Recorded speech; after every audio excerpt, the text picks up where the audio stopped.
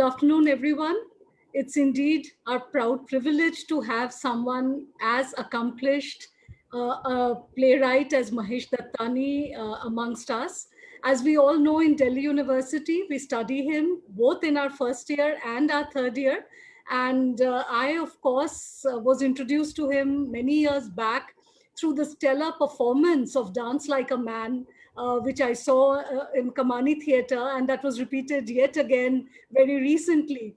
And of course, then one read Dattani, and then one fell in love with Dattani. So I could go on and on about what I think about his work and how I enjoy reading him. But it is not about me and my enjoyment of his work. It is about all of us and how much we appreciate and love the works of Mahesh Dattani and what he has taught us over the years, how we perceive his works. And the idea is for this Chaupal. I was initially requesting sir to talk to us, give us a lecture, but he said he'd much rather interact with everyone here and meet people here and take questions from our young audience and from our older audience. Many of my colleagues here are very keen to interact live with Sir. So without further ado, I request the TIC, Dr. Rakhi Jain, to introduce Mahesh Dattani to an audience where he really does not need an introduction, but it's a reaffirmation of the kind of work that he has done over the years. So over to you, Dr. Jain. Thank you, Dr. Nandini. On behalf of the Department of English, Bharati College, I again welcome Mr. Mahesh Dattani. Welcome, sir. He is a playwright, stage director, screenwriter, and filmmaker. In 1998, Mahesh Dattani won the prestigious Central Sahitya Academy Award for his book Final Solutions and Other Plays, the highest award for a literary work in the country. His plays are on the syllabus of, as Nandini has told us, several Indian and foreign universities and schools, including Delhi University. Our students have read his play Tara in first year, and I must say, some of them are big fan of him. Yes. They were really excited to know that they would have a chance to interact directly with the writer. His recent works as a playwright include The Big Fat City, Where Did I Leave My Parda, Gohar, and most recently, Snapshots of a Fervid Sunrise.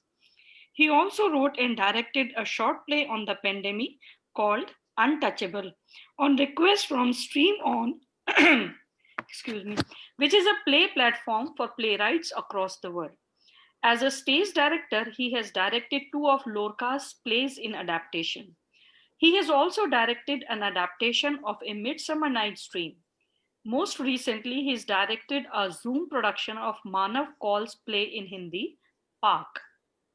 His film Mango Souful, written and directed by him, was shown in several international film festivals all over the world, including the London Gay and Lesbian Film Festival, and was adjudged the best motion picture at the Barcelona Film Festival in 2003.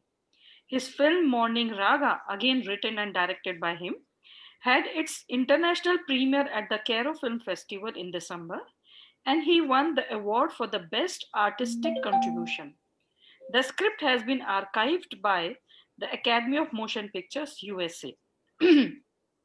Recently, he filmed 4 of his plays in their original theatrical structure.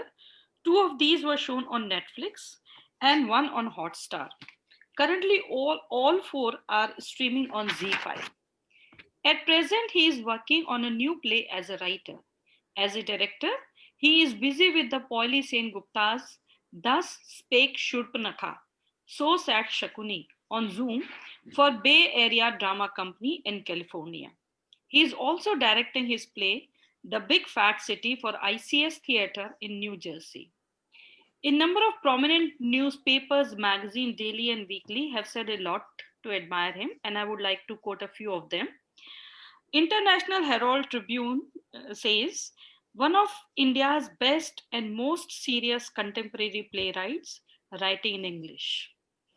Another, a very famous theatre personality and art filmmaker, Alec Padmasree says, at last we have a playwright who gives 60 million English-speaking Indians an identity. From Newsweek International, Vibhuti Patel says about him, Since Salman Rushdie swung open the door to the West, English language Indian novelists have wowed the world. Indian playwrights have been less conspicuous except for Mahesh Dattani. And also, Maria Relic calls him in Vasafuri a playwright of world stature. So we feel privileged to welcome such a heart-winning personality amongst us. Welcome, sir. Over to you, Nandini. Thank you so much, Dr. Jain. Again, I reiterate a very warm welcome to you, sir. How we thought we would work this out, friends, was that Mr. Dattani will read a little from his plays, plays which we have all loved over the years. So he'll read to us for about 10 to 15 minutes, sir. Will that be good? Uh, Yeah. and after that, he will take questions live from all of you. So my request to you is to give your names, put it in the chat box, and I'll call you one by one. And I think in the fitment of things, we should have the young audience interact with him before the older lot takes over. I know Whom do you call older lot? including No, our doesn't matter. former principal. No. So Okay. we are all waiting. So so I would think that maybe you want to talk to the to your young Yes, reader. of course. Of course. So that's how we'll structure it. So some students have already sent me their names. I have it with me, but you could also put them all on the chat box. There is a Chilman students, particularly. I hope you all are here. Put your names again in the chat box, and all of you who wish to ask your questions directly. So after the reading, we will get on to the question answer mode. Until then, keep yourselves in the mute all the time. Over to you, sir.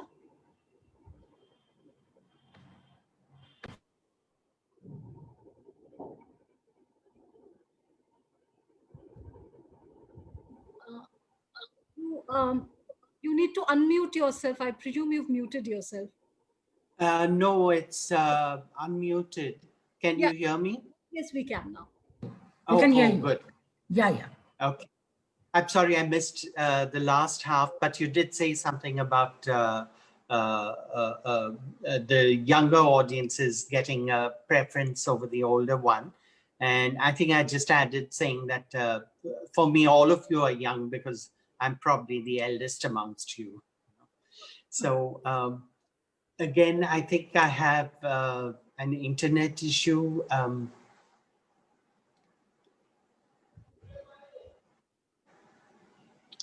Can you hear me? Yes, sir. Oh, good. Okay. Well, what I plan to do is I'll read from my essay, which is in a book called Me and My Plays. It has two of my plays, Where Did I Leave My Padda and The Big Fat City, and an introduction, which is really about my beginnings in the theater. So I won't read the entire essay because it's quite long, and I'm very eager to interact with you. Here it is. Bangalore in the 1960s was considered a pensioner's paradise. It was indeed a paradise of sorts with its salubrious weather, quiet roads, and friendly people. There were pockets in the city that housed communities that had migrated from the north of the Vindhyas. We never did fit into the upwardly mobile, wealth-showing community of Gujaratis, and we rarely socialized as a family.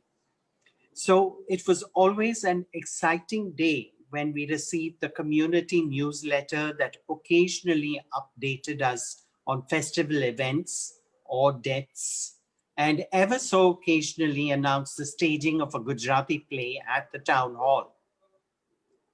My father used to talk very fondly of his days in Bombay, as it was called then, if it was changed to Mumbai in the mid-90s, when he would visit the theaters at Bhangwadi to see Gujarati musical drama near the city's notorious Opium Bazaar. He would talk about legends like Moti Bai, Miss Shamabai, and comedian Chhagan Romeo, all of whom were stars with a faithful following. Performances would go on for hours longer than scheduled because of the cries of once more, which led to popular song routines being replayed, sometimes almost a dozen times.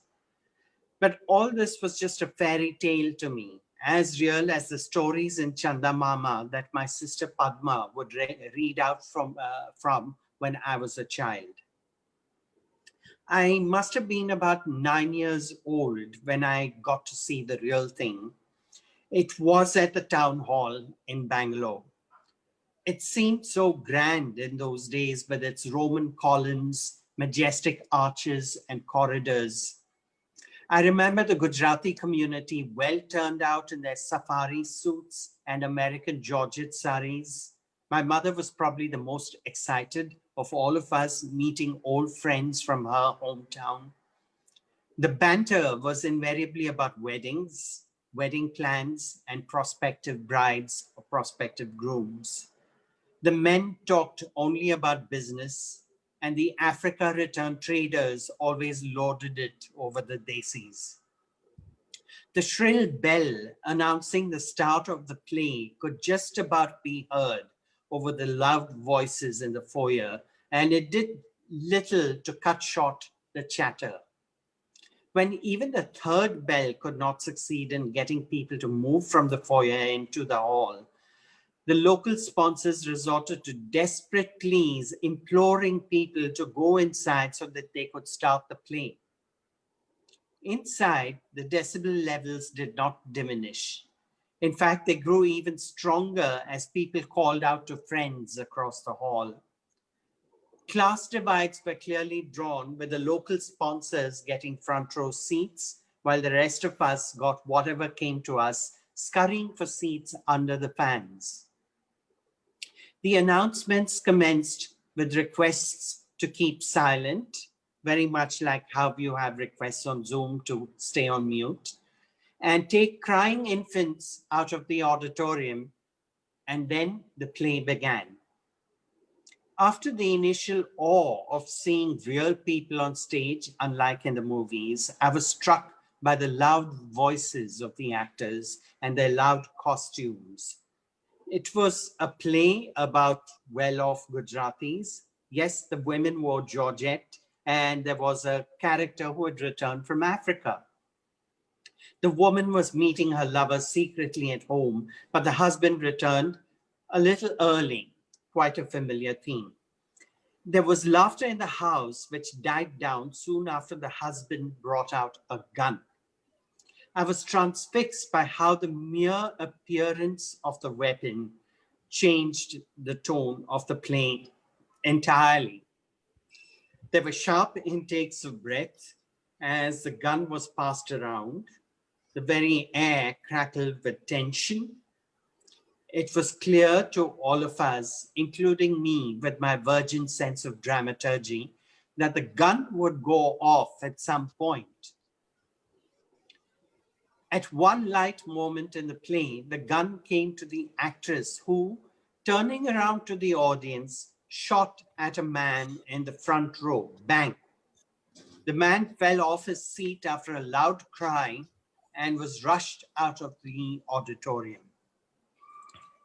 It was only once the house lights came on as the curtain fell that I became aware once again that I was in a hall with 1,000 people. There was a palpable silence in the hall before the murmurs picked up again. Only this time they were talking about the play, especially the twist before the interval. They were keen to know what would happen next. I was fascinated not only by the plot, but also the effect of the play had on its audience. If something like this could shut the mouths of 1,000 Gujaratis, I had to be a part of this magic. This was indeed the beginning of a beautiful relationship with the theatre. Thank you. I'll stop there. Of course, the essay goes on.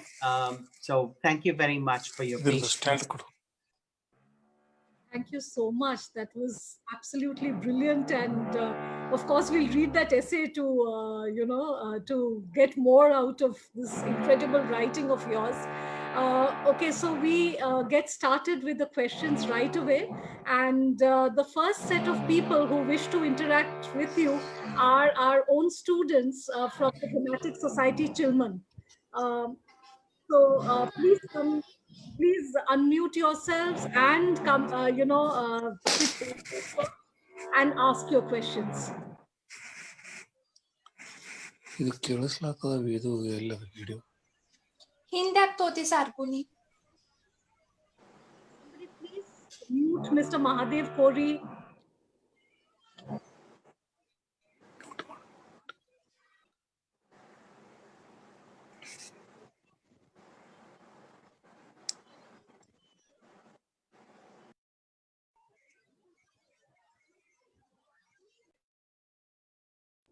Our Chilman Society, where are you? Girls?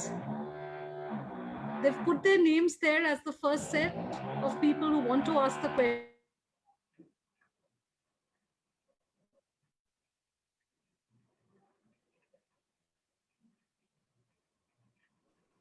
In the absence of the Chilman Society, shall we have Anushka first?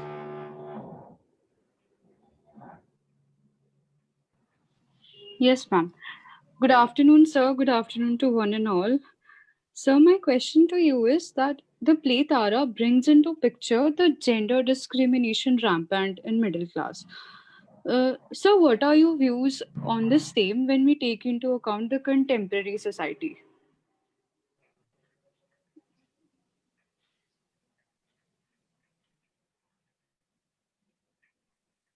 So, please unmute yourself. I'm so sorry. I'm so sorry. Yes. I feel that there is the illusion that we have somehow progressed in our views on, the artificial polarities of gender. But I'm not entirely sure whether we've progressed or we've just gotten clever at hiding it. I think the gender divide is very, very real. And I think deep down, the preference towards male children is still prevalent, right? So I don't think it's something that we could say that over the last 20 years or 25 years, we've been able to address it and get it out of our system. That's not true at all. I think it's a constant battle to somehow go beyond the artificial constructs. For whatever reason we may need it as a society function, that we all have roles to play.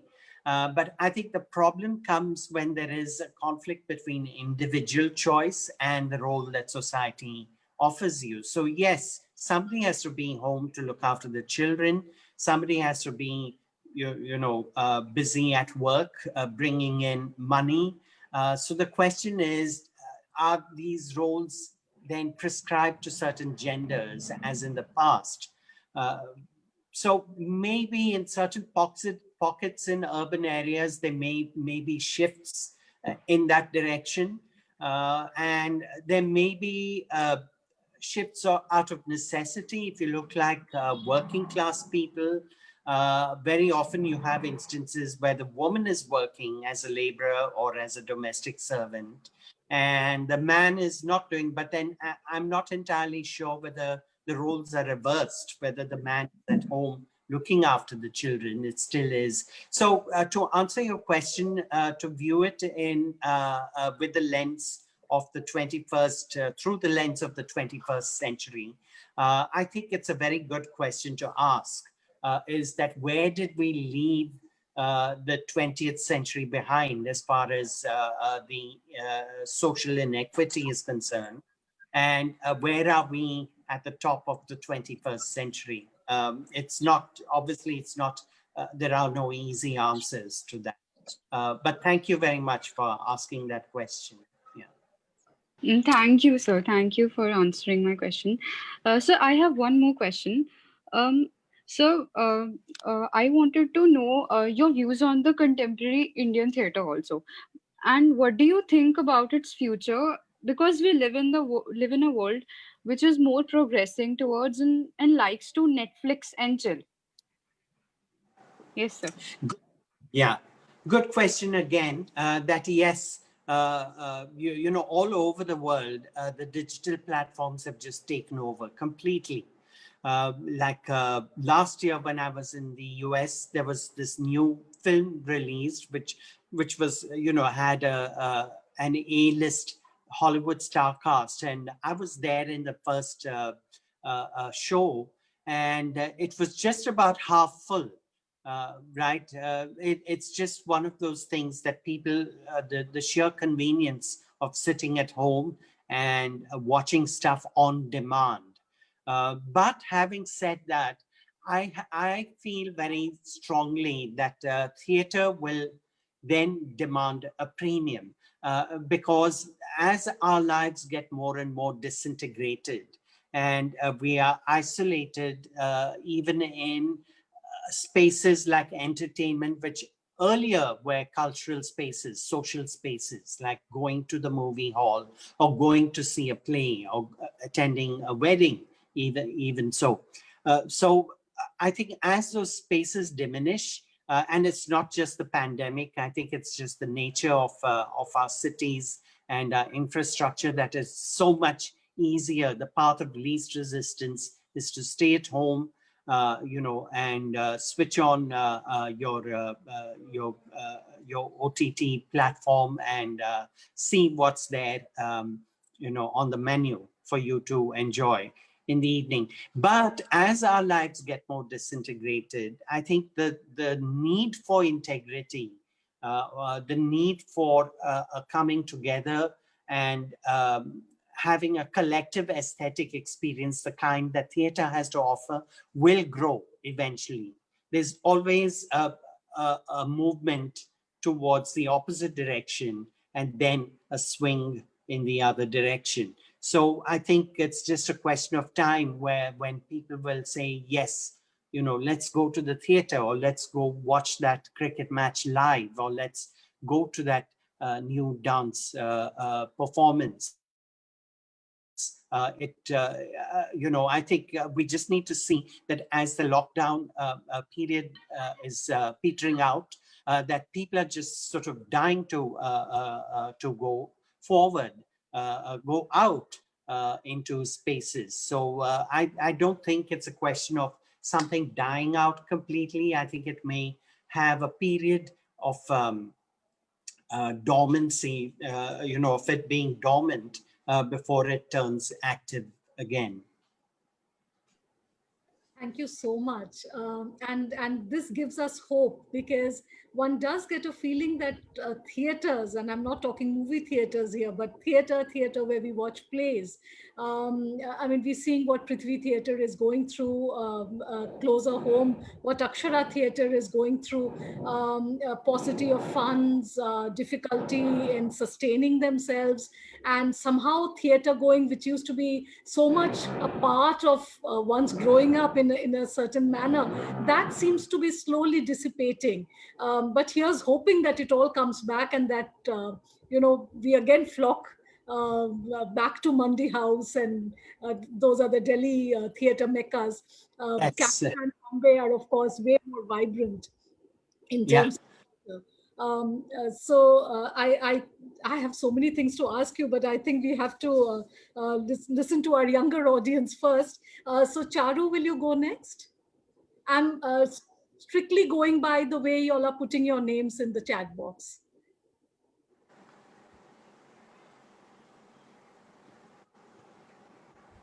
Charu, are you there? Okay, Gauri next then.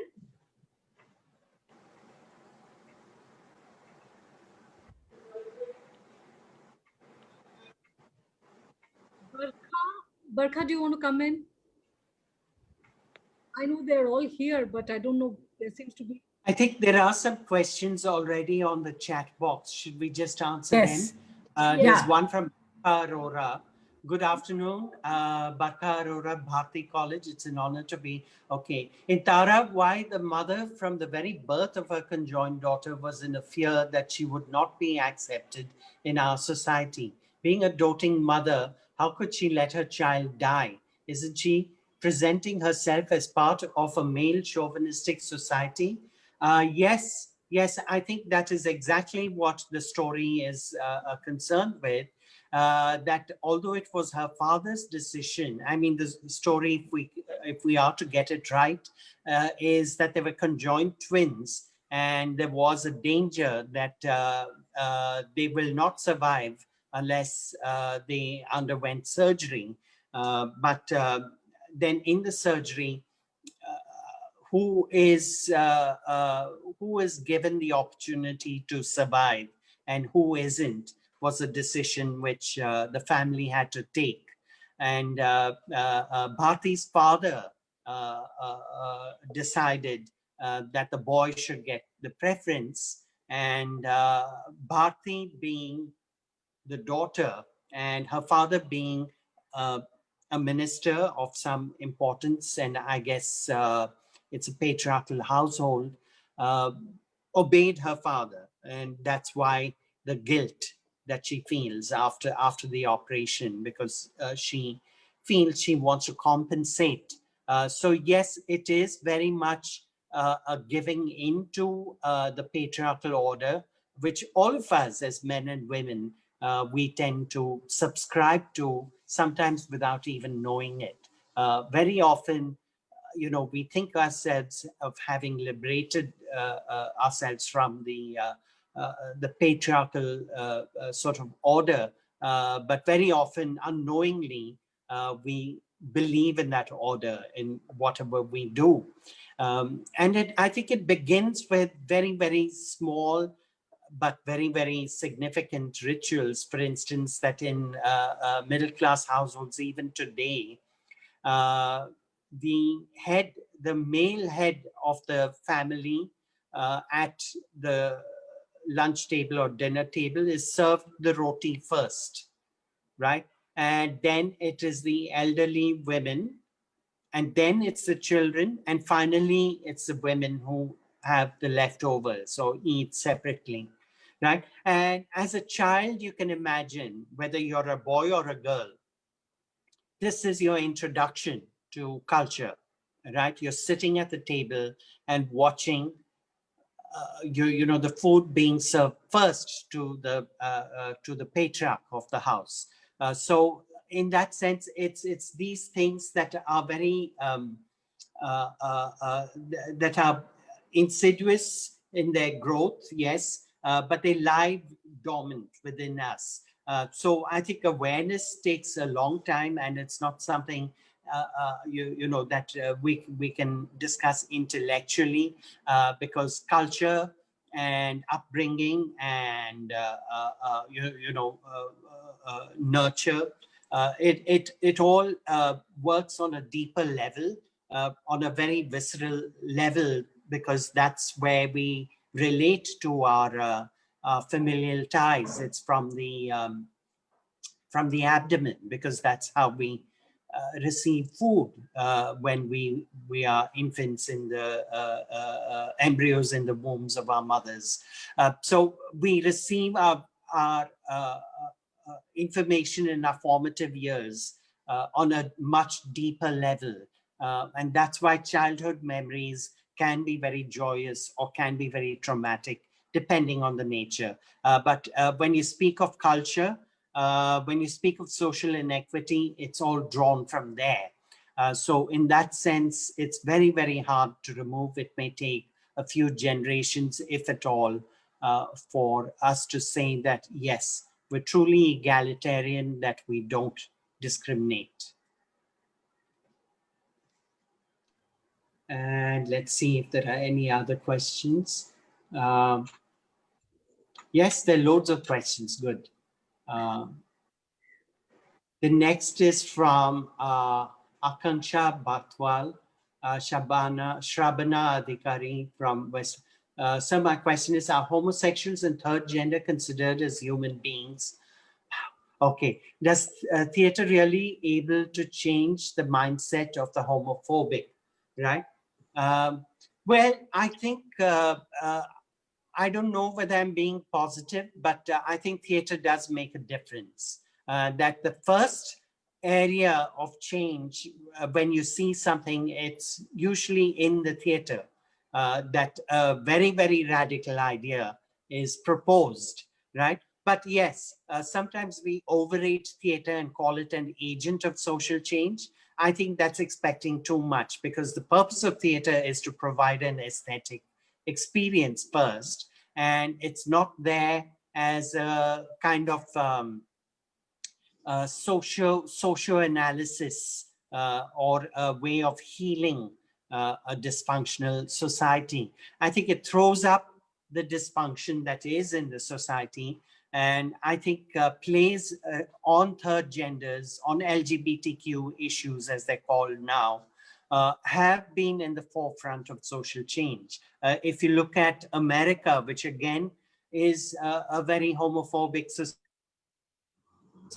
in some ways probably more than Indian society, because Christianity comes down very hard on homosexuality and anything that does not support the procreative nature of sex and sexuality.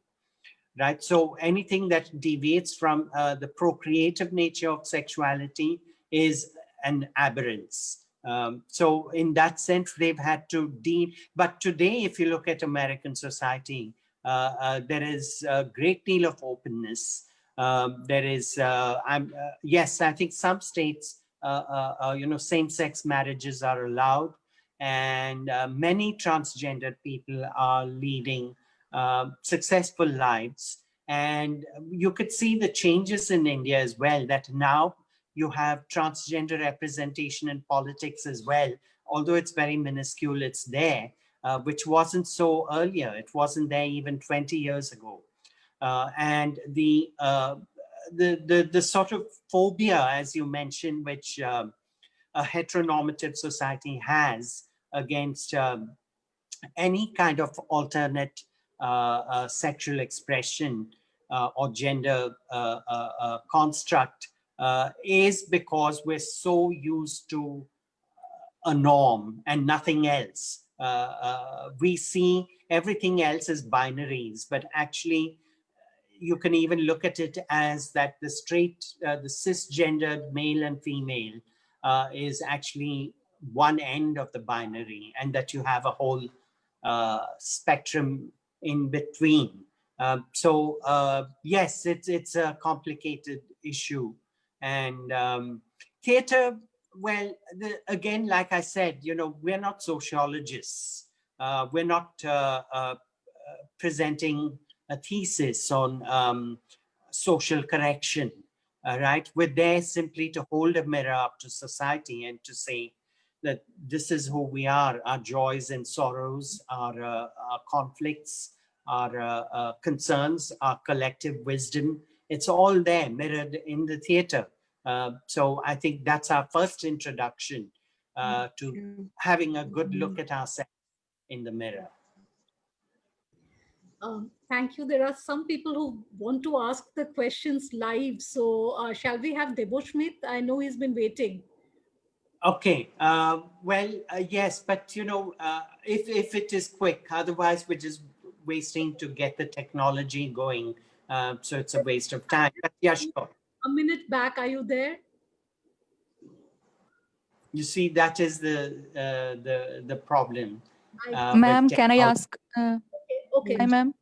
Yes, Can please introduce yourself and ask your question. Hi, sir. I am Jasin. But one sec. What's the order? So get second, and people who are live get first. How do you want to do it, ma'am? I'm okay. We lost in the middle.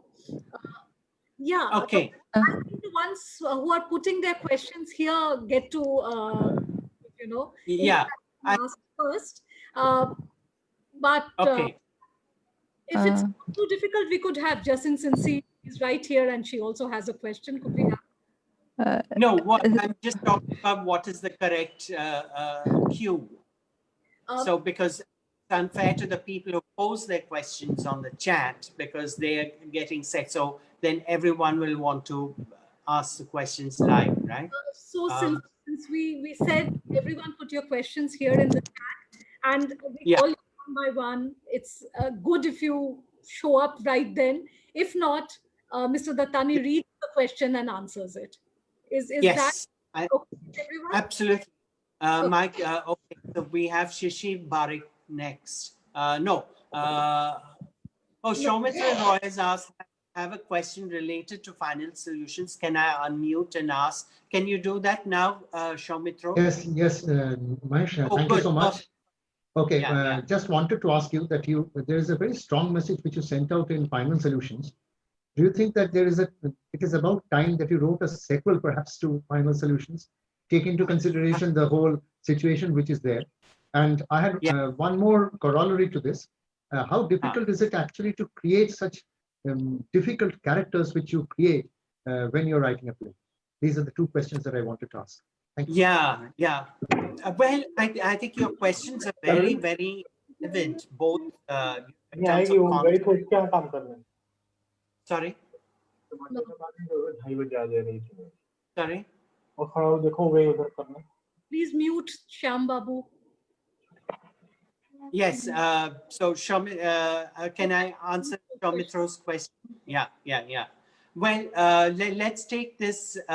How difficult it is writing complex themes where suddenly you realize that your characters are beyond their individual capabilities, that they become representations, right? So that becomes a huge responsibility because they suddenly represent a whole section. So yes, it is very difficult and it is very challenging because you need to go beyond your own personal favors, right? Like all of us are political creatures and we all have our ideologies. We believe in a particular way of thinking, and that has a political color to it. Even if you don't color it, other people will. If I say, social equity is very important, and that we then somebody can color it and say, oh, so you're not for a Hindu nation, right? So that thought didn't even occur to me in the first place, but that's how it is read. You can't escape that everything you do as an artist will be read in a political, through the lens of the political ideology the reader belongs to, right? So it is very, very difficult, I must say, and I can't say that I have an answer to your question. Is that it's a constant dance between what you really want to write and the fear that it's going to be read in a particular, only in a particular way. Right? And it's true not just with politics of administration, but it's also the politics of gender. It's also the politics of sexuality. Like if I write a play where I show that the woman, I may come from the fact that in this patriarchal order, all of us are victims, men and women. But very, very often, my plays are read as being against, why am I showing a woman doing something so terrible, right? In Dance Like a Man, the constant criticism I get is that, why is Ratna so ambitious? Why have you shown her that she actually neglected her child, right? Nobody questions the fact that Jairaj also neglected the child. That doesn't occur to anyone. But the fact that Ratna did, we're all very, very harsh on Ratna, and we're all very harsh on the creator of Ratna. Right? So I think these are very, very tricky things. And as an artist, I have to decide as to how truthful I want to be, as to what my story is about, and how much do I care for how it's going to be interpreted. Right now, I can't say either way. I would be fooling myself if I say I don't care at all. That's not true, right? And I'll also be fooling myself if I say I care very much about how people read. That's also not true. So in that sense, it's a very, very difficult question to answer, Shaumitro. And I really don't have the answer. I think it's a constant artistic struggle to work with this. And I think there are times when I feel that, yes, I do have the age and hopefully the wisdom to just say what I want to say through my theater and let it be. But with it, I know comes a great deal of responsibility as well.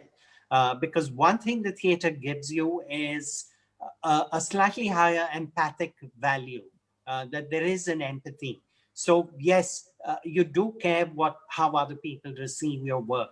And I think that's not necessarily a bad thing. It doesn't necessarily mean that you're compromising on your writing, because it is, at the end of the day, it is a dialogue. It is communication. You are reaching out, and every work of art is social communication, no matter how individualistic it is.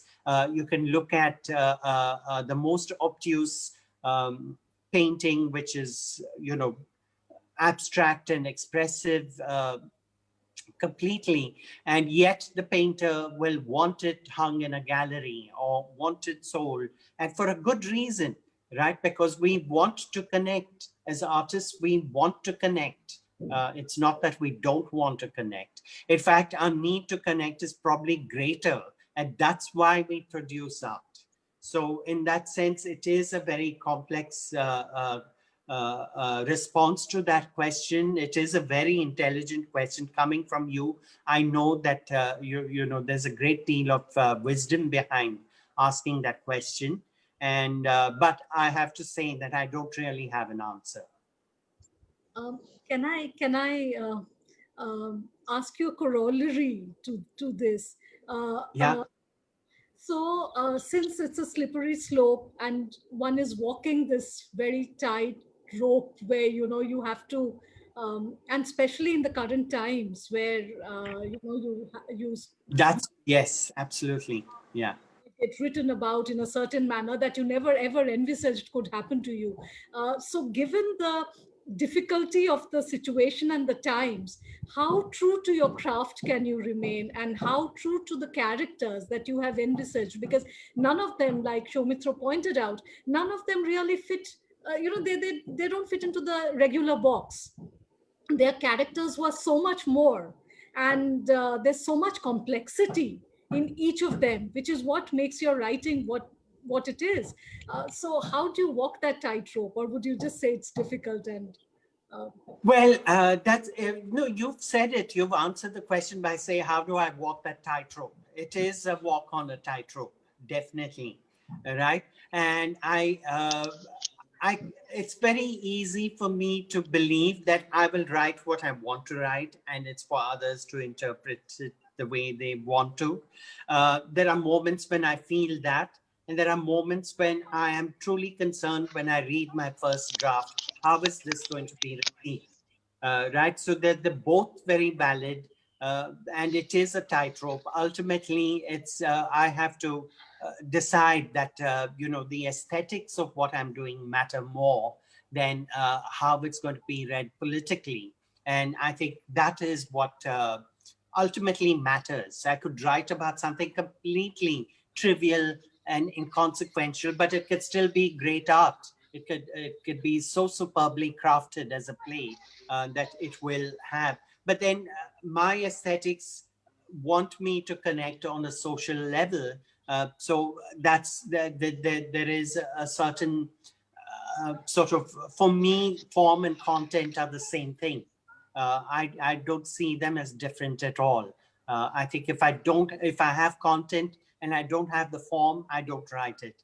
If there's just a form with very little content, I don't write it. So the only choice I have is to write or not to write. And that truly is the question. And very often I choose to write. that pretty much answers it.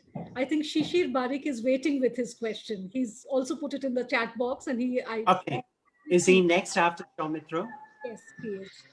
Shishir, are you Okay. there? Sir. Yes, sir. Yes. Hello. Sir, my question is, do you find a glimpse of Antonin Arthur's theater of cruelty in your plays to some extent? Yeah, well, I don't know. Somebody else had mentioned it, and I have to be honest and say that I'm not completely familiar with Artaud's work. Yes, there is what do you call the sort of grossness of the violation against the body in a play like 30 Days in September. There is the grossness of the death of the child in Dance Like a Man. I don't know whether that fits into Artaud's theory or not. I'm not too sure. So I'm sorry, I really don't know. So I can't answer your question. Yeah. I think the next one is also from Avik Das. Are you there, Avik?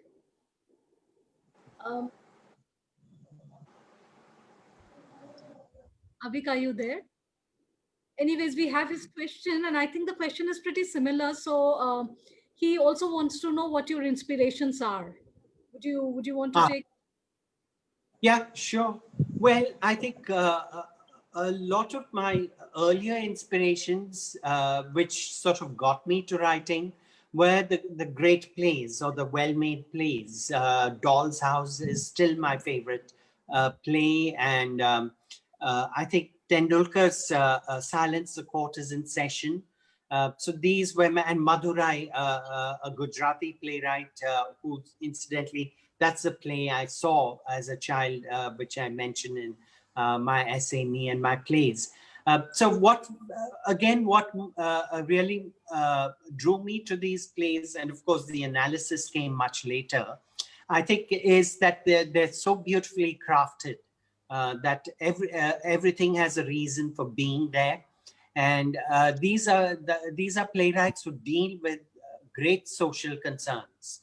Whether it's Ibsen or Tendulkar or Elkunchwar and even Madurai. So I think somewhere the fact that I was drawn to them, they spoke to something in me which I wanted to bring out. So they were definitely my inspirations.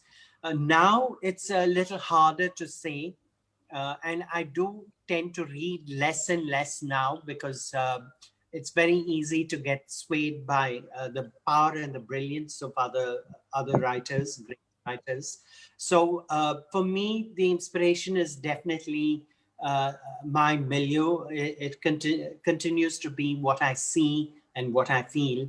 So it's my voice and it's my gaze. And as one grows older, one relies more and more on craft because you've really basically said what you wanted to say. And you are, in a sense, regurgitating everything that's in you.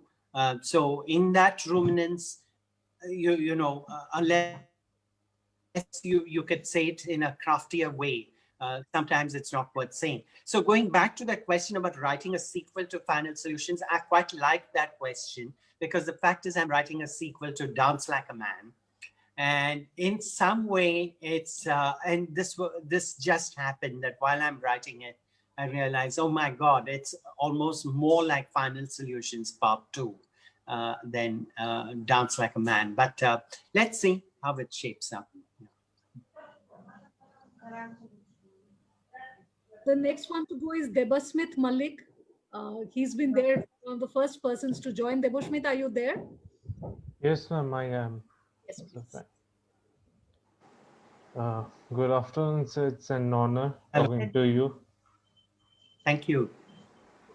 Sir, I just wanted to know your views on the two-part movie that came, I think, in 2013, Bahubali. The plot and weapons and all. Yeah. Oh dear, I haven't seen it. I have to admit that I started to see it, and within 5 minutes, I just fell asleep. It's not nothing to do with the movie. It's just the OTT platform. I missed it in the theater. I know the producers very well because Shobu, one of the producers of Baobab, was also the producer of Mon Saga. So, are you still there? Suddenly, everything went blank. Yes, Yes, we sir, are. I am. Okay. To answer your question, I don't know the movie. I haven't seen it, so I really can't answer. But I want to know, why do you seek my opinion on that? Even I What's would. your... Yes, sir, it's the first time I'm meeting you, sir, so I thought being a director, you could tell me something. Ah, okay. Why don't you tell me what you thought of the film? Actually, there were very, intense scenes, and also there was a haircut scene. I actually Ah, didn't see it coming. So, ah. so no issues, sir. And if you have watched any science fiction movies, then I would ask you something. Okay. All right. Yeah, yeah. Well, I've not seen very many science fiction movies. I think the last one I saw was probably uh, well, it's futuristic, so I guess it's science fiction. I don't know. Soylent Green. That's a very old, where everyone sort of food disappears, and they're eating this thing called Soylent Green, which is actually sort of ground human meat, which is made into this palatable kind of food, right? That was pretty disgusting. So I guess when you mentioned the head being severed, disgust is an emotion that's being used quite a lot in even the epics, both East and West. So it's a very strong emotion, and it can have cathartic qualities to it too. I'm not a great fan of disgust being shown very graphically in film. But there are others who clearly it evokes a very strong response. So it's perfectly legitimate in that sense. Yeah. And So, sir, have you seen any Marvel movies? Deshmukh, Well, maybe we'll have this discussion a little later because there are 47 new messages as I can see, and I know people who are also waiting. So, can we move to the next one? That's Harshit Singh. Harshit, are you here? Or shall I read out your question? Yes, ma'am. I'm audible. Okay, yes, Harshit, please. You're audible. You can also be visible if you wish to and ask your question. Okay, I'll just turn on my camera then. Yes. Okay. I believe, first of all, a great honor to meet you, sir. I believe you've already answered my question through another question, though. But I'll just say it for the sake of the question.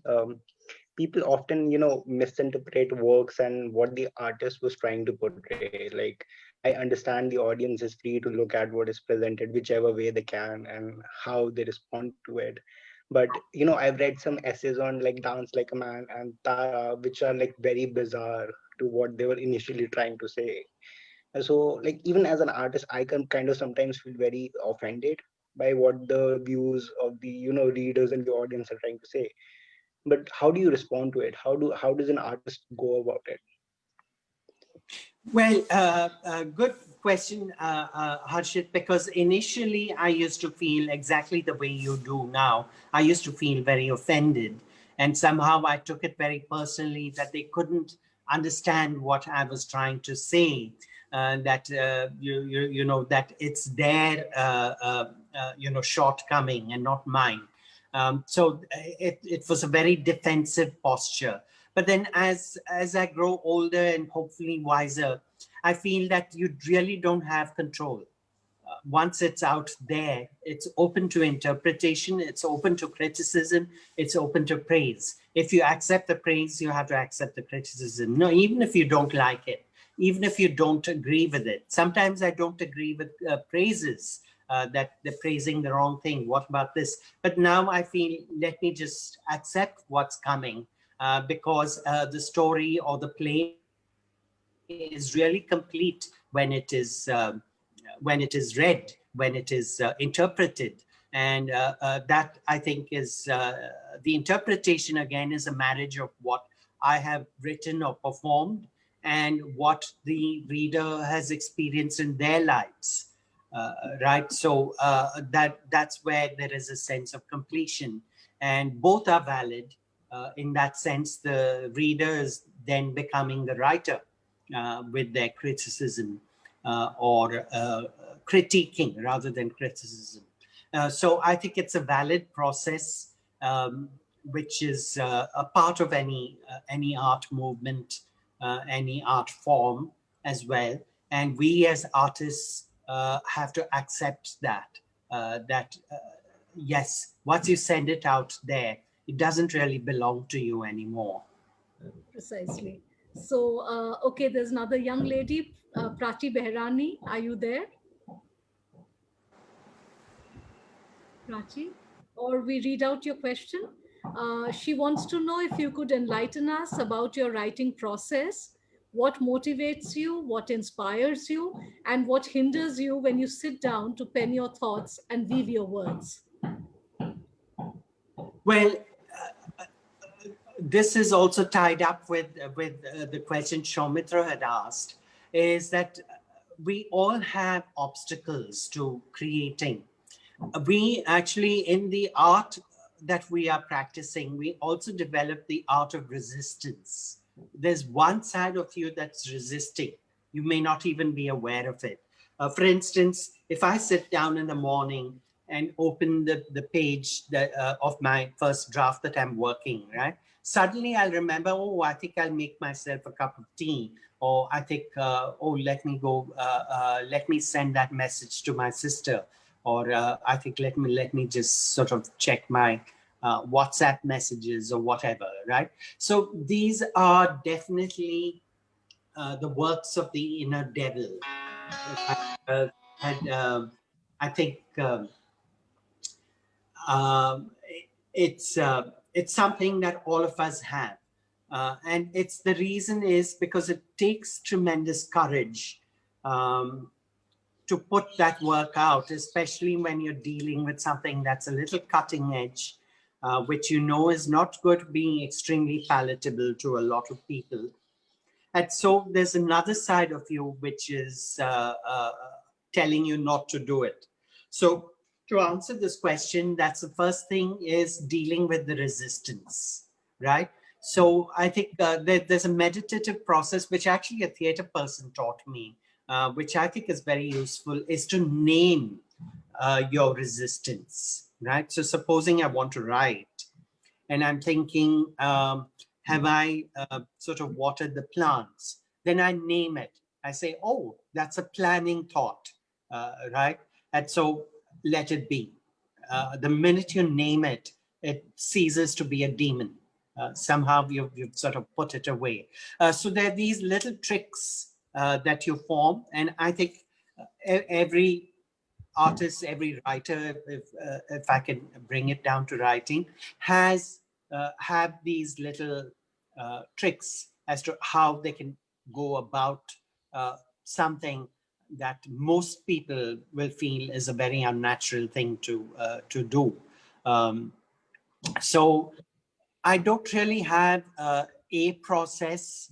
I have processes, and I use the process that at that time and particular place, which I find anything that helps me to move ahead with my writing is the process I would believe in.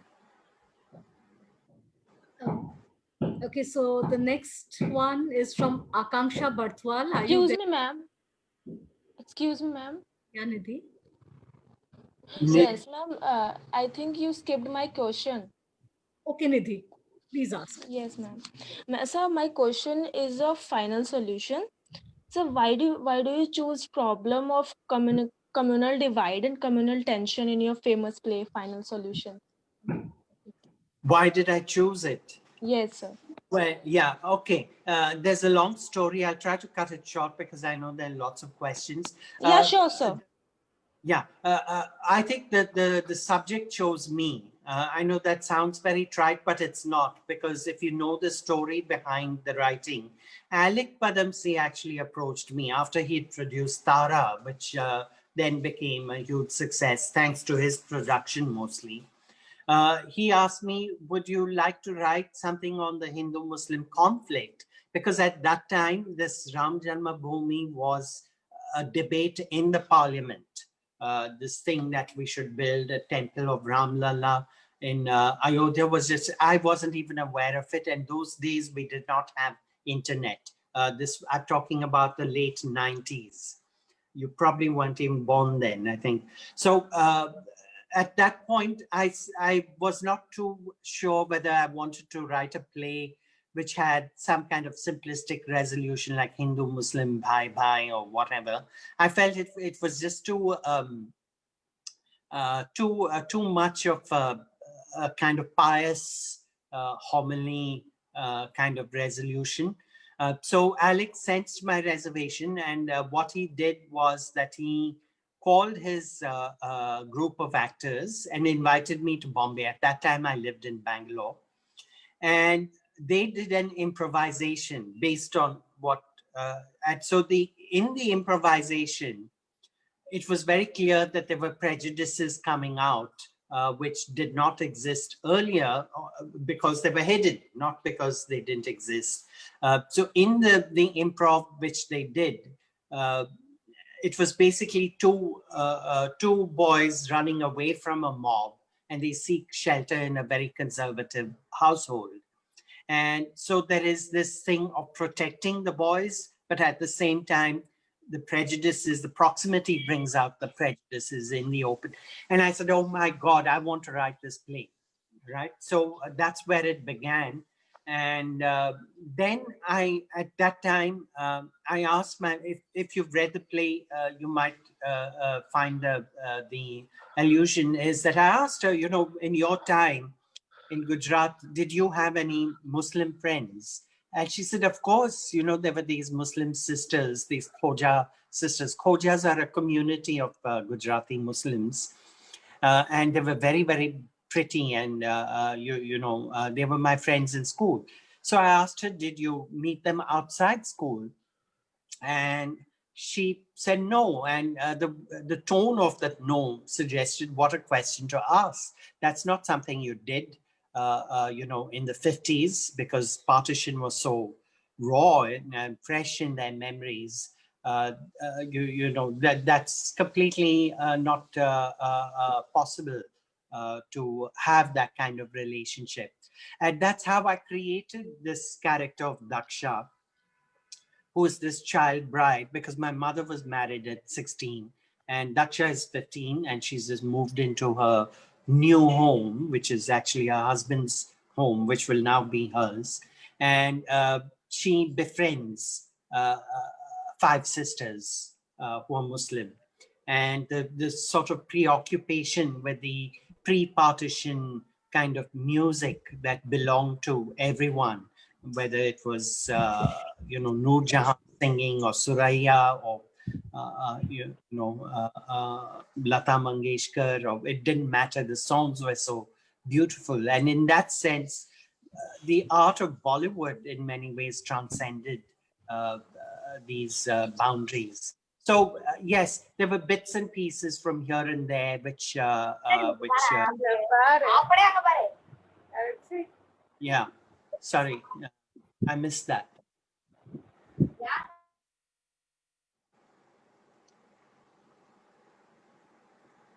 Yeah, so that's the response to that question.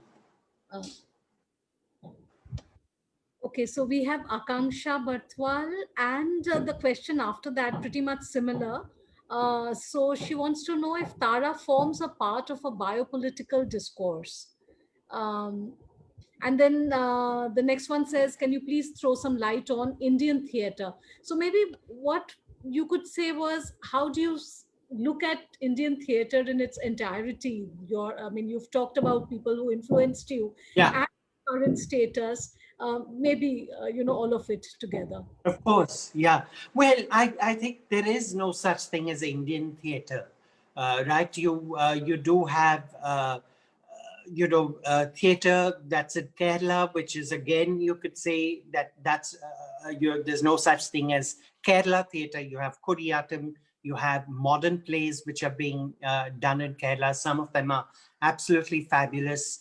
You have the theater of Kanhaiya or so on and so forth. So we have so many theaters within. So to look at it in its entirety, I think even a serious academician will find that very, very difficult to do. And I'm not at all an academic person. I'm a practitioner. But having said that, I think I am very, very happy that there's so many forms that are available. I've studied a little bit of classical Indian forms. I've studied Bharatanatyam for 5 years in my teens, which was the inspiration for Dance Like a Man. It didn't make me a dancer, but what it did was it showed me how Indian traditional Indian theater was holistic. In that sense, it was perfect in the classical sense. When we say something is classical, I think we mean it's perfect, that there's a perfect structure in place, that this whole concept that drama, music, and dance are separate, right? You go to a ballet, or you go to a concert, or you go to a play, right? A text-based play. In the Indian, if you look at the traditional Indian way, they're all integrated, right? Like even the word natya is used for dance as it is used for theater, right? So I think if we look at the essence of Indian theater and where we're drawing, and you look at contemporary movements in theater, they're very similar, because a lot of contemporary theater believes that let's just blur the lines, the boundaries between dance and drama and painting and music and architecture and so on and so forth. So a lot of contemporary works worldwide uses eclectic sources of art. You could have a painting which becomes a part of the theatrical installation, or you could have a fabric which becomes Pina Bausch. When she came to India, she fell in love with the dhotis, and she designed an entire dance piece just using the dhoti and its various ways of wearing it, and the way the fabric moves, the way the dancers move wearing the dhoti. Fabulous, right? So I think in a sense, we're going back to those roots where theater encompassed everything, that the costume the actor wore was just as important as the text the actor spoke. Right? And the color on the actor's face was just as important as the actor's expressions. So everything had a story. This was scenography even before the term scenography came into existence. Right? So I think, having said that, I don't want to sound like a traditionalist, because that, again, I'm very aware that if I do, then I'll be categorized as a pro BJP or whatever. It's amazing how things get appropriated, but I do feel that tradition is important. I feel that I could have drawn a lot more in my formative years from tradition, but my lifestyle, where I grew up, I was not completely connected to that. Sir, the Chilman, since you talked about you being a practitioner, here are these theater girls who have been waiting. They put in their names, but not the question. Chilman girls, will you please come and ask your questions? Keep it brief since there's so many waiting, but do come on board. Good afternoon, sir. Hi. Introduce yourselves. Yes. Chilman. My name is Sonali Benson, and I'm the president of Chilman, which is the Theatre Society of Bharati College. Okay. And along with me, here are other office bearers as well.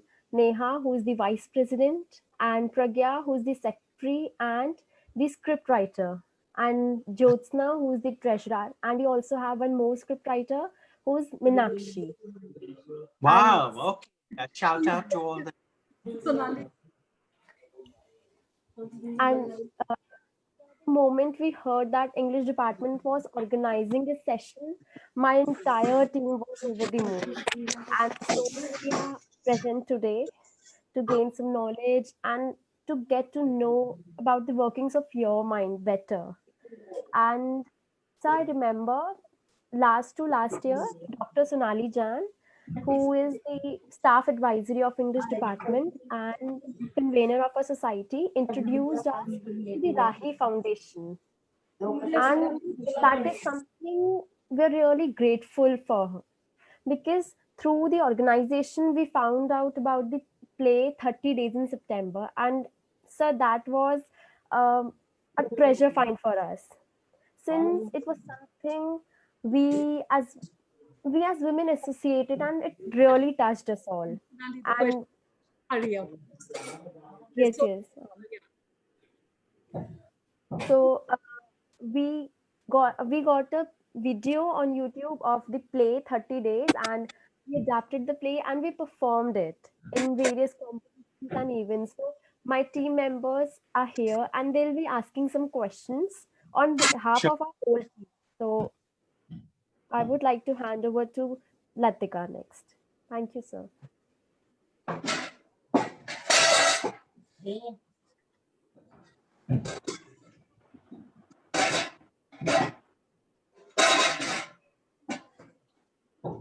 Please mute yourselves, girls, and only the ones who are going to be talking. Latika, are you there?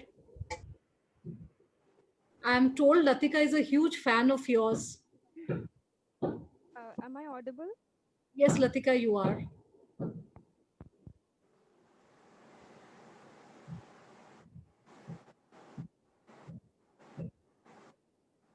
I can't hear Latika. Sorry, Latika, you're not audible. And is there anyone else, Sonali? Otherwise, we go to the next person. Yes, ma'am. Meenakshi here, also the script writer of Children. Good afternoon, sir. Good afternoon. Sir, my question is that many a times there are gruesome scenes that we have to write in plays.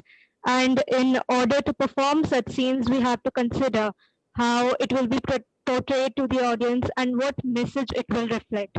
So, do you think such scenes should be performed to show the reality, or should we portray them in some other way to make sure that the audience does not get triggered and at the same time the message is received? That's such an interesting question you've asked, because I had similar situations that we should advertise the content of the play before, so that if people who are sensitive to the subject, that they're not triggered with traumatic memories during the play. But I have to say that my experience was always so positive right from the very first show, that I had this young lady who just came up and said, I want to hug you. And I said, sure, hugs are always welcome. And she said, in the same breath as she said, I want to hug you, I said, I'm a survivor of childhood sexual abuse, and this play has been so meaningful to me. And I'm so happy that you wrote it. Right now, it didn't look like she's going to crumble and break to pieces. She seemed somehow, purged in some way, that it helped her in whatever healing process she was going through. So in that sense, that is where the power of theater lies, in its ability to purge, in its ability for us to experience those emotions through story first. So, you're sitting in a darkened auditorium, or, with a group of people, you're sharing your feelings, your aura with them, and likewise they're doing the same thing with you. But all of you the gaze is not on you. The gaze is on a story that's unfolding on the stage.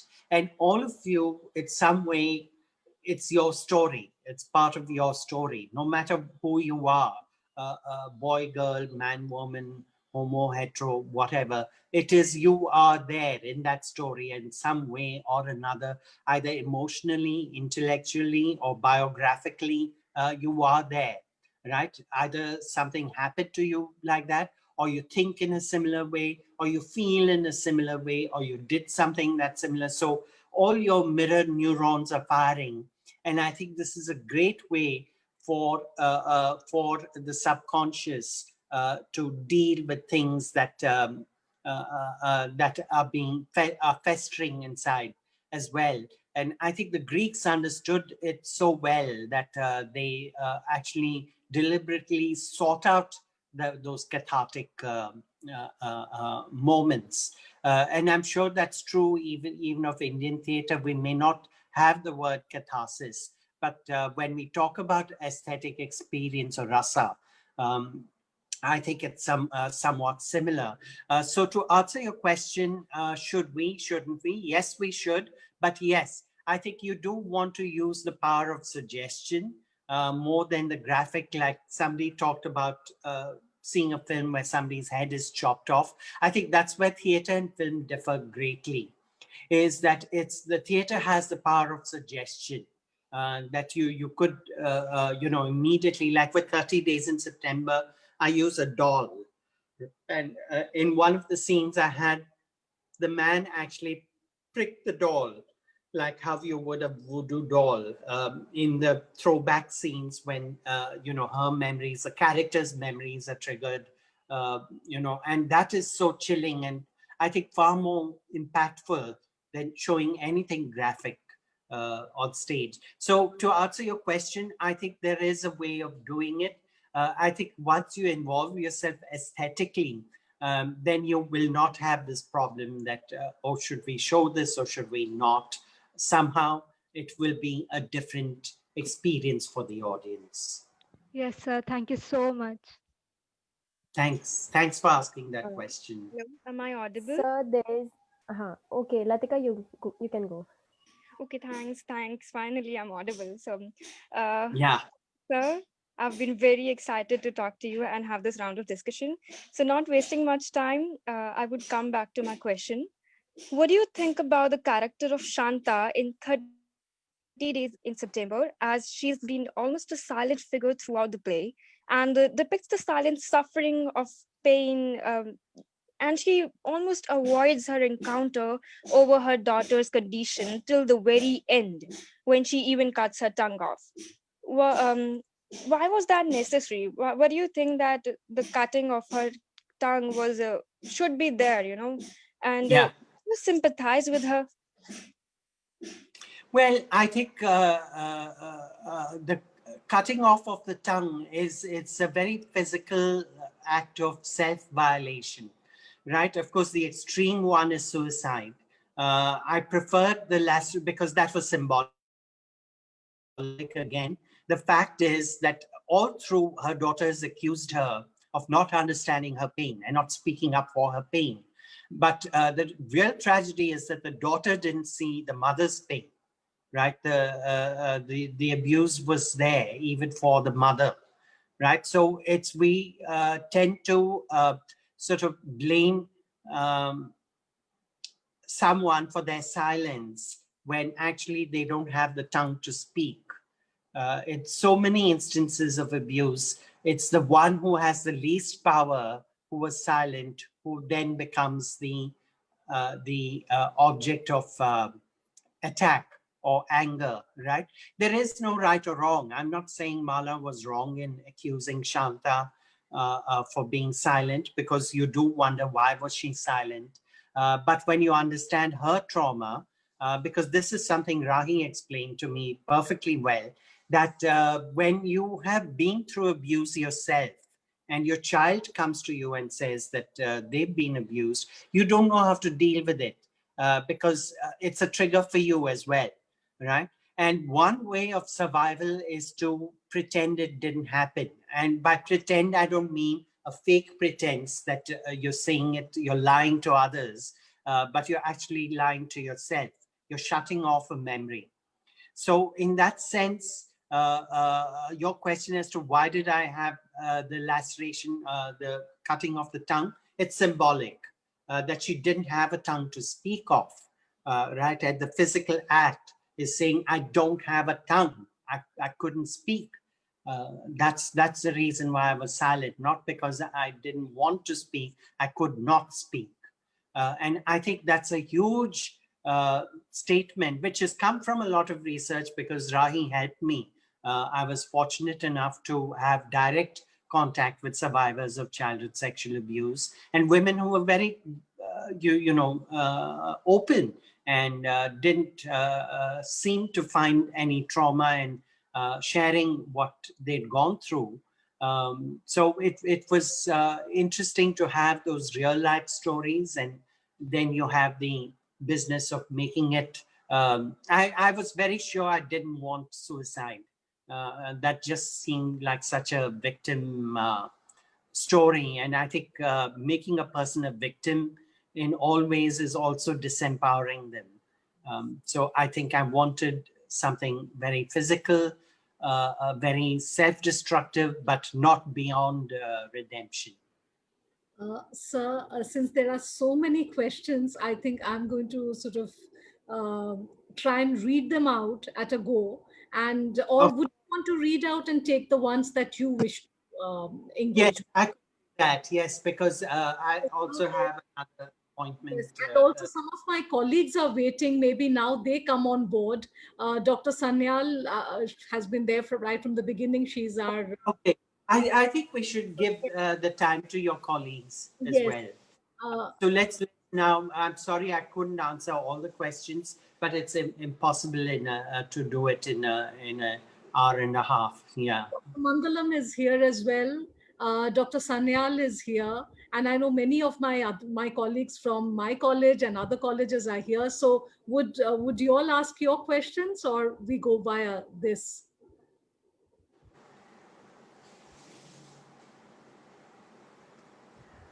Mukti ma'am, are you there?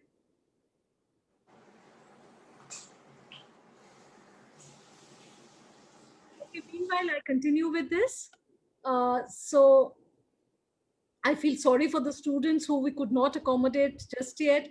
So we have Gauri Shukla, who says, she talks about gender divide. And then she says the play Tara is a perfect example of showing the complexity and the fragmentation residing in Indian families. So I think we've talked about that. So we could go forward. Akansha, this is Chilman again. You also realize so that there are people from Orissa, there are people from Tumkur, even as I read. So yeah. Oh, great. Tumkur is my home, it's from my home state. I grew up in Bangalore. So let's have the other person from Tumkur. Yeah, I just lost his question. It's here somewhere. The person from Hello. Yes. Good evening, ma'am. Good evening. Yeah. Please ask your question.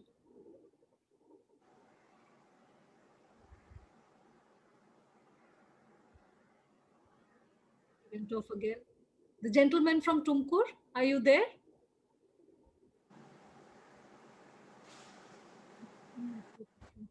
From his end. Okay, just read out the questions, whatever order you find. It's okay, it could be random.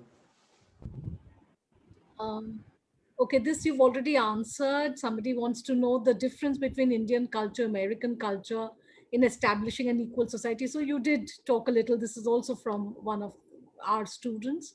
Another person asks you, the play Final Solutions ends without any final solution to the communal conflict. So I think a bit of it you already have talked about.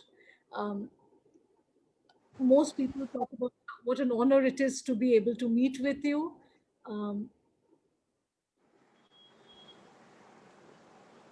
Okay, Arundima wants to know what is the writing process you follow for curating a script for your plays? How do you organize your ideas for a play? Would you want to take that? Well, I have answered it in part, though not entirely, but I'll take it up because it's a question to do with the art of writing rather than just the sociology, the content of my writing.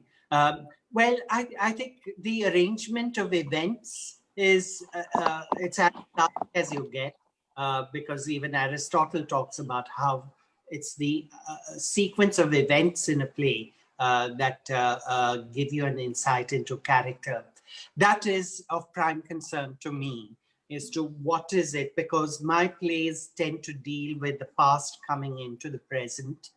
In almost all my plays, the present is deeply affected by what happened in the past, right? So what's the order of events, right?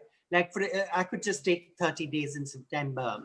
The first thought that had come to me is that I reveal the abuse by the uncle somewhere at the midpoint of the play. But then I realized that that's just sensationalizing it. So I created that scene, and I believe it's, to me, that's a scene that plays out the best when actors perform it, where the daughter confronts and says that, you know, Vinay uncle did abuse me. You saw it and you knew about it and you didn't know. So that's not the point that is that's not the high point of the play anymore. It is about its dealing with abuse directly. So it's a lot of it is to do with how you arrange your sequences. You're right in that sense that that would effectively tell your story, especially with drama, because drama is about action and playing out the response to events, the response to adversity, because how we respond to events in many ways determines who we are. So when people ask me the simplistic question, which comes first, the character or the plot, I would say that you can't. Plot is character and character is plot. We are who we are because of the things that happen to us and how we respond to the things that happen to us. That's how we reveal who we are. It may be different from whom we think we are, but ultimately it's what you do that reveals your true nature. So yes, it's different for every place, so I don't want to get into too much of a detail here for want of time. But I would say that the sequencing of events in a play is very, very important. There's one from Mr. Amit Kumar. All the questions are fascinating. Well, this one says, how do you rate yourself as an artist? What, according to you, should the artist behave like given extremely repressive social climate that you've answered? How does he or she envisage the change? Also, can there ever be solutions to the problems we face on everyday basis? And kindly share your insights. Would you want to take this one or should I move on? I know Dr. Navisha Banerjee and Miss Khushi also had questions. Are you all there? Would you want to ask him the question live after this? Yeah, Nandini, I would like to go ahead whenever you tell me. I'm prepared with the question. Okay, so maybe... Oh, great. Since your audio is working perfect. So Navisha, come on. Yeah, I'm trying to switch on the video as well. Sir, thank you. It's an honor to meet you virtually. I have read some of your plays and I found 7 Steps Round the Fire having this sensitive element of the eunuchs coming in, and of course the notion of marriage, which is another a very sacred ritual which is there, and we see how they are at the margins from the very beginning, and being a part of such a ceremony, of course, there are murders and things like that.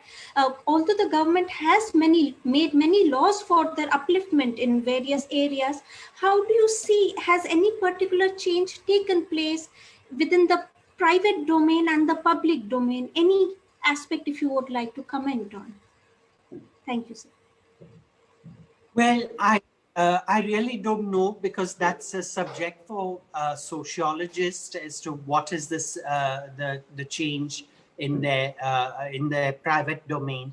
But I would say that we see more and more presence in the media, that there are, because of Facebook and Instagram and things, I've sort of made friends with quite a few people from the transgender community. And I think there may be changes in terms of dialogue and opening out communication channels, but it's clearly not enough. I think we need more of it. And yes, the play is actually a murder mystery. Like there are sequels to the play where Uma Rao, cracks different murders. She becomes somewhat of an amateur sleuth after this first encounter with the chief minister because of the death of someone from the Hijra community. So in that sense, yes, it's a fascinating subject. And people still, I wrote it about 20 years ago, but people still ask me a lot of questions about the community, and we know so little because it's a very closely knit, and to win their trust, it's a big thing. They don't trust very easily.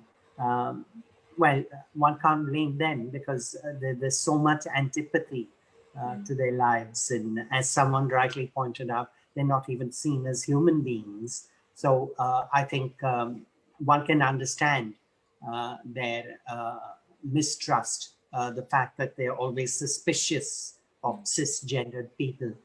So I think it is a fascinating subject. Yes, yeah. Thank you, sir. Thank you. Okay, so here's a question. I'm now trying to accommodate colleagues from outside of Delhi. So this is H. Biswas from Dakshineshwar, Kolkata. And he wishes to know about how the Final Solutions have this multi-level set history in your story, Final Solutions, play within the play, etc. in your plays. And some of these techniques appear to be an evolution from Brechtian epic theater. So would you compare yourself to Brecht, I think is his question. Do you want to take this? Yes. Well, I really don't think comparisons are odious. I know it's a cliche, but there's some truth in that. I work with levels and sort of whatever. Again, I don't know whether you would call a play like Final Solutions epic. I don't think it is epic. I think it's closer to a well-made play in that sense. I've always been fascinated by spatial directions, and I think that probably is a throwback to my dancing years, where the choreography in Bharatanatyam is very, very specific to the kind of spaces they were performed in, temples with sort of semicircular courtyards. So every step is repeated 3 times in different directions. So for me, the highs and the lows, and I love to sort of challenge these spatial hierarchy. If you look at classic drama, the highest level is reserved for the king, the sort of male, the dominant male creature. At Tara, I've used that as an irony when I put the doctor who created that, who did that heinous surgery. Yes, so I put the doctor on the highest level. At the top level. Yes, Dr. Tucker, yes. Tucker. To create an irony that's whom society sees powerful. And I think it's great to use levels because that's a direction which in the theater it works beautifully to these directions, spatial directions. I don't think it's just Brecht who did that. So many writers and theater artists who use space and time very effectively. Sir, I'm not sure whether I would want to compare myself. Positive. Sir, thank you for answering my question. I think, sir, I am audible to you. Am I? Yes. Yeah. Yes, sir. Sir, actually, the point is to confirm whether you are conscious of the fact that some of your techniques that you are using multi-level set, you are using narrator in your story like Dan, Chandan in the name of Dan in Tara, like Daksha Hardika in Final Solutions. You are using history, element of history as in Final Solutions, the partition, and then communal, possibly the context of communal violence during Babri Masjid demolition. So history in your story, then you are using play within the play technique also. So some of these techniques, they already appeared in Brecht very well. So I just tried to confirm the fact that whether you are conscious, you are informed of the fact, or you just took the issues and handled them in your own way, and in a matter of chance, it happened to be a coincidence that they resembled to some extent Brechtian techniques, Brechtian epic theater. So, I think it wasn't a conscious decision. It was not, sir. It was not. Yeah, it was not a conscious. Okay, thank you, sir. Thank you, sir. Okay. Okay, sir. Thank you very much, sir, for taking up my question. Yeah, thanks for the question. Yeah. Okay, welcome, sir. Welcome, sir. Okay, so the Department of English Tumkur has this question. Unfortunately, the gentleman's name is not here. No, Kiran SN. So Kiran asked this question. What do you see the future of Indian society after the rise of fascism and mobocracy and the failures of the state in the backdrop of the directive principles of state policy? Can we see another version of Final Solutions? I think everybody wants you. I think by popular demand, you need to come up with a sequel to Final. Yeah, I did answer that I am writing a sequel to Dance Like a Man. But surprisingly, because of the recent events, it seems more and more like a sequel to Final Solutions. Yeah. Wonderful. This is Shyam Babu. Shyam Babu is from, it's very heartening to see people from all parts of the country and different departments. So he's from EFL University. So he wishes to know how do you look at the use of technology in excluding the lower caste community further from the mainstream of social because of economic social standing. I think what he means is when you use technology and it in a way sort of others the poor and the disenfranchised even further is the question that he's asking. And he goes on to say, apart from the wider gender/sexual atrocities, how do you project or locate such subjects which are doubly impoverished in your works? So basically, how do you treat the disenfranchised in your work? Well, it's such a complicated issue that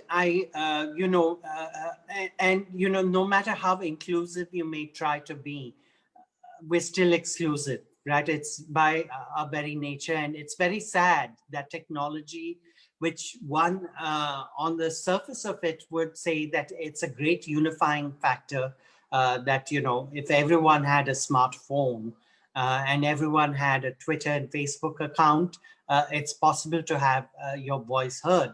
But we all know that that's not entirely true, that the haves and the have-nots are further divided by technology. It's a rather sad situation. But I feel that today, if I want access to, let's say, Dalit literature, right, all I have to do is do a Google search or look up, Amazon Kindle or whatever, and see what books are available. And translations are far more accessible now because of technology and soft copies, so we don't have to rely on hard copies and things. So there have been advantages, maybe not, but he has a valid point that what if you can't afford a smartphone? Then how do you, that's so true. That's what's happening with students in far-flung areas, but some of them just don't have access to technology to have online classes. So what do they do, right? So that's a huge question. And I feel that I feel that there has to be a right to technology in the that needs to be brought into the Constitution, because technology is something that we need. It's like having right to water, right to air, to clean air, a right to education. I think we need a bill that says you have a right to technology, that you have a right to a device, and that you have a right to internet access, etc. Sir, yeah. So So honored to be asking your question, sir. I'm Shyam Babu. Yeah. So wonderful observation, sir. My question was, I know, related to this, that have you ever thought of, projecting any character or subject which are really doubly marginalized in your through your play text like that? I mean, I have read quite few play of yours, but I still feel that you should also sort of project the problems, atrocity, which is along the line of caste and kind of things. Yeah, I agree with you completely. And this is something that people have asked me. I am a little hesitant because I feel that I don't want to end up appropriating the challenges or the sufferings of people whom I'm not in direct contact with, right? But having said that, I am very, very interested, and I think I should begin by reading more literature which is already available. And I think this kind of double, triple marginalization, you could be like maybe Dalit and a woman, right? Or you could be Dalit and gay or something. That's true. That's very true. Yeah. That I think definitely deserves focus. I feel that I would love to research a little bit more and learn a bit more for myself. But I'm definitely very, very keen to dig a little deeper and understand how it feels to really be on the margins of the margins. So I think that's something I would love to reach in that direction, and sort of feel it first, because I'm not really an intellectual kind of person. That I need to feel it for myself. I know that sounds very trite, but unless I can feel it, I feel that it's all just intellectual concepts and lip service, and I would hate to do that. Yeah. Makes perfect sense. Yeah. So genuine, yes, so genuine, sir. Yeah. Kumar, you had a question. Thank you, sir. Thank you very much. Thanks, Jambabu, for asking that question. It's a very important question. If you it's an honor to be hearing you, sir. It's an honor to be hearing you, sir. Thank you so much, sir. Good evening, Mr. Dattani. It's been wonderful listening to you. I'm Dr. Neenu Kumar from the University of Delhi. This is in connection with when you're talking about the gruesomeness of the scenes, how they should be depicted or how they should not be depicted. As a society, I think we have double standards as a society. We would stand and watch an accident, and we would stand a person bleeding. We would not lift a finger when somebody is being hit. But and also, when you say, one of your characters says, I have also read a lot of your plays and enjoyed them. So when your character says herself that you were aware that I was being sexually abused as a child, we tend to hide them in the closet. We don't want to bring it out in the open because of the society that we are. I would just give an example. Even in the advertisements of sanitary napkins, which are shown on our televisions, we show the sanitary napkin to be soaking a blue liquid. Because we are averse to seeing the red color of the menstrual blood. When we cannot, when we abhor that, when we are averse to that, and then, but on the other hand, we stand on the road and watch the violence happening. So this dichotomy is very much a part of us as a society. And when you write them, when you write such scenes in your plays, and when those scenes are performed, but there's a huge difference. I would like you to please talk about that. Thank you so much. Yeah. Thank you. Well, You've raised it that the purpose of advertising is to make everything palatable because they don't want to poke you, right? The two things you could do with your art, either you poke your audience or you stroke them, right?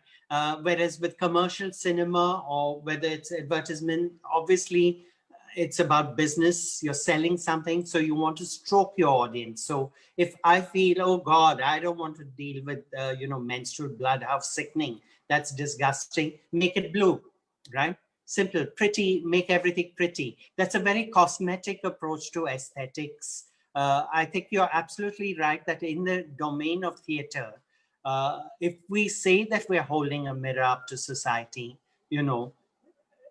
it would be nice to see all that menstrual blood on stage, that people are dancing in it, to see women celebrating their womanhood. So it just challenges that entire myth that it's impure, or a woman who's menstruating cannot go to a temple or cannot touch other people, or whatever the rituals are which segregate. And yet at the same time, if women didn't menstruate, there wouldn't be life on earth.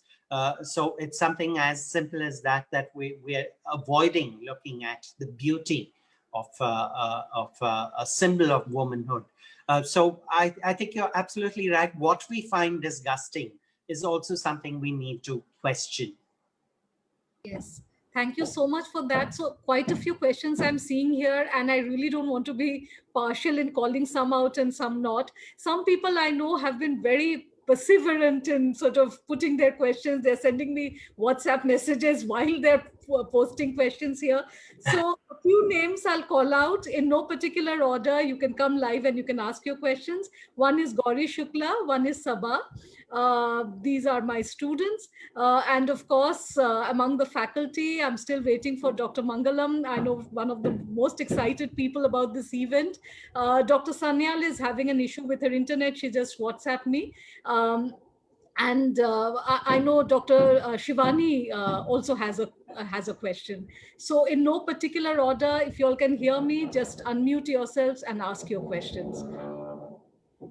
Hello, sir. Hi, Gauri. Hi, sir. I'm Sabha, and it's an honor to listen to you today. Sir, my question is very simple, and it is that theater has a very important aspect, and that is that the person who is performing should have the very knowledge of that particular character. So, for the same, what would you suggest? How good are autobiographies to be read by the students who are planning to join theater, and how good it would be while performing? Well, I think there's a whole process of script analysis and character analysis, which they could study.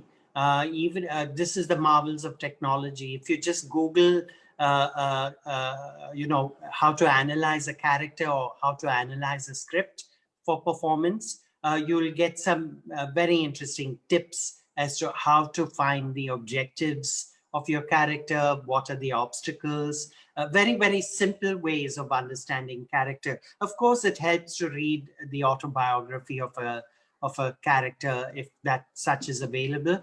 But I think the dramatic approach is a little more immediate. It has to do with the performance as such. And so I think it is important to analyze and synthesize the script and the characters in the story.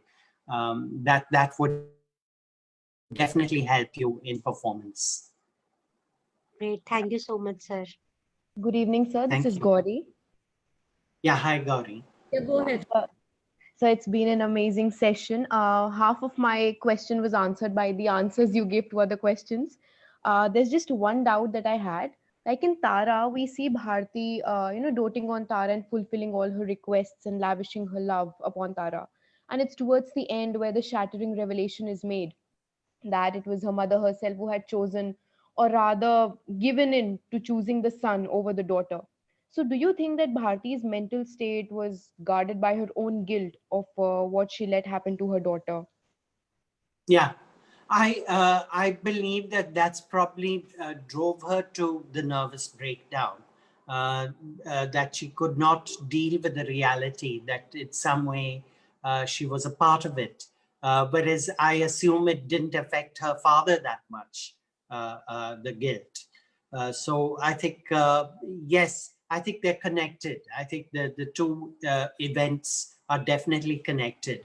Her guilt by omission in the planning of the surgery and her resultant nervous breakdown, there is a cause and effect pattern, and her showering her love and affection onto Tara.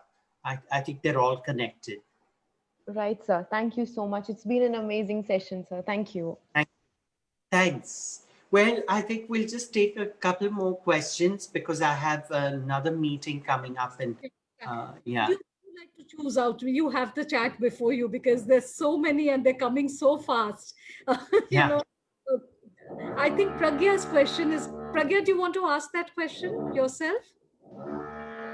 Yes, ma'am. That would be great. Thank you so much. I'm partial to my students. Thank you so much, ma'am. I was honestly waiting for this moment since, as you know, I'm part of Children and also the script writer. So, sir, as an Indian playwright writing in the English language, have you faced any prejudices from your audiences and critics for the same? You know, because there's this widespread notion that plays in vernacular languages have better reach and are more communicative and are even more pertinent than the ones written in English for an Indian audience. So what is your take on that? Well, I think the better reach is something I would like to just brush aside, because no matter what language you write in, it defines your audience, right? And I don't think it's always about having more people come to see it, because you could write in Maithili and have a great reach, but not go outside a geographic boundary, maybe, right? So same way, maybe you could write in old Kannada and have a certain reach. It's all perfectly valid. I think with English we have a sort of love-hate relationship because of where the language came from. But the fact is that we have made the language our own. So I think Indian English is Indian English speaking Indians are another minority group in any case. So I think I'm not quite sure. I agree to the criticism that one must not write in English. I've received that quite often, and sometimes very vociferously from writers in Hindi and Kannada as well. But I think it's more to do with their relationship with the language than it is to do with my writing, right? So the opposition is towards the English language more than what I'm writing. So in that sense, I really don't feel affected by it. Everyone is, it's a free country, so you could criticize as much as you like. But the fact is that, you know, ours is a collection of languages and cultures, and languages, culture in many ways. So I don't think we could say one language is less valid than the other. Yes, absolutely. And Thank you, sir. Which works. I mean, so many writers of Bhasha languages, if I may use the term, one has been able to access only in English because there's only a limited number of languages that we know. So I think it works both ways. So pillarizing an author because she or he choose to write in a certain language is, I think, absolutely wrong. So, would you take more questions, or? I think I really need to go, so maybe we can wind up now because there are too many questions. So again, how do we choose? What I will do is I will mail you the chat so you can see what your admirers and your readers want of you and you. Yeah, So, and I've read comments on. Yes, I'll send. So all of you, those of you who could not ask your questions, you can put it in the chat, and I assure you that I'm going to send it to Mr. Dattani, and he is going to see what you think about his works and how you wish to interact with him via his works.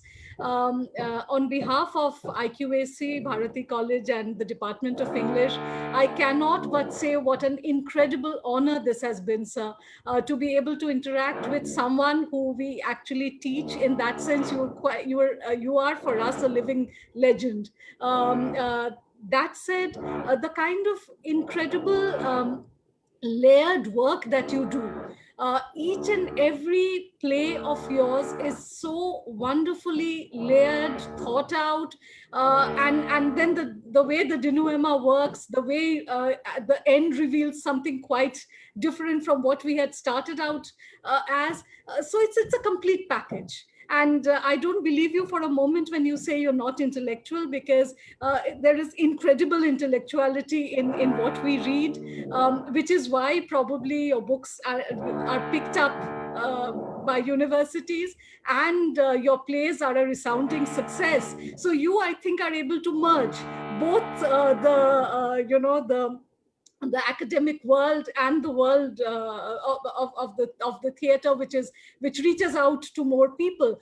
And having seen packed auditoriums in Kamani Theatre for your play each time I visited, I have to say that you do it very, very convincingly. So you, to use a very cliched term, work beautifully for the masses and the classes, if one may put it like that. But that said, it's been such an honor to be able to interact.